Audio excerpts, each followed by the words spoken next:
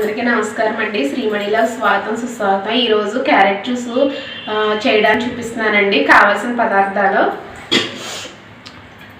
ఇదిగోండి. క్యారెట్ జ్యూస్కి ఇలా 2 తీసుకున్నానండి క్యారెట్లు. అవి శుభ్రంగా చెక్కేసి కడిగేసి ఉడకబెట్టేసుకున్నాను ముక్కల కింద కోసి. అలాగే పచ్చిపాలతో చేసుకోవచ్చు. నాకు పచ్చిపాలు ఎగటగా అనిపిస్తాయని కాసి చల్లారబెట్టిన పాలు ఉంచుకున్నాను నేను 1 గ్లాసు. అలాగే అందులో కావాల్సిన యాలక్కాయ పొడి, అలాగే కొద్దిగా జీడిపప్పు,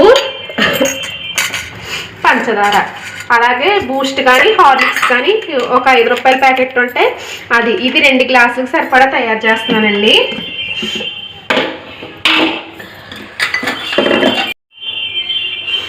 ఇందులో క్యారెట్ ముక్కలు వేసుకోవాలండి.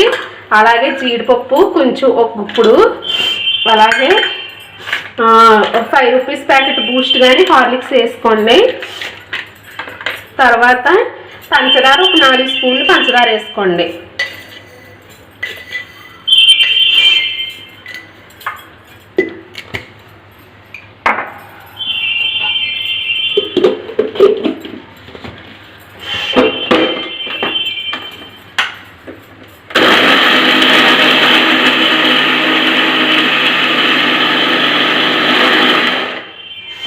ఇలా మిక్స్ చేసుకున్న తర్వాత ఒకసారి కొట్టుకున్న తర్వాత ఇందులో యాలక్కాయల పొడిది 1 స్పూన్ వేసుకోండి. యాలక్కాయల పొడిది వేసుకొని అప్పుడు అందులో పాలు పోసుకోండి.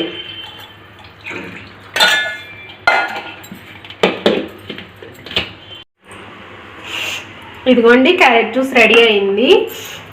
ఇందులోని పచ్చిపాలు వేసుకోవచ్చు, కాసిన పాలు అయినా వేసుకోవచ్చు. పంచదార బదులు బెల్లం కూడా, షుగర్ పేషెంట్లు అయితే బెల్లం అయినా వేసుకోవచ్చు.